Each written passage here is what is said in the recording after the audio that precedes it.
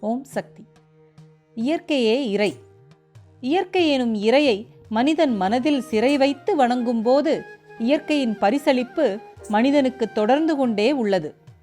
நிலம் தாங்கிட, தீ வெப்பம் தர, நீர் குளிர்விக்க, காற்று உயிர் மூச்சு தர, எந்த ஆதாயத்தையும் எதிர்நோக்காமல் ஆகாயம் அரவணைக்கிறது. அந்த இயற்கையின் திருப்தியே இறையின் திருப்தி. இறையின் திருப்தியே இயற்கை எனும் கொடை. அந்த இறையை வணங்க வணங்க மன இருள் நீங்கும். அந்த இருள் நீங்கி மன ஒளி பெற சக்தியின் ஜோதி வடிவத்தையே அடையாளமாக ஆதாரமாக நினைத்து ஏற்றி வணங்கப்படுவது தைப்பூச ஜோதி. Nature is God.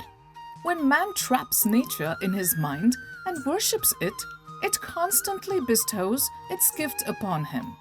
The earth supports, the fire provides heat, the water helps in cooling, air gives life breath, and the sky selflessly embraces everything.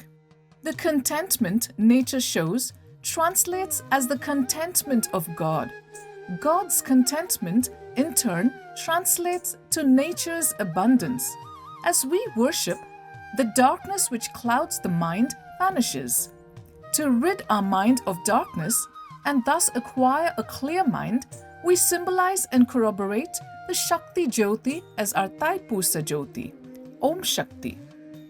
Please like, share, and subscribe to the BangaruAmmaGlobal YouTube channel for more inspiring and uplifting videos like this one.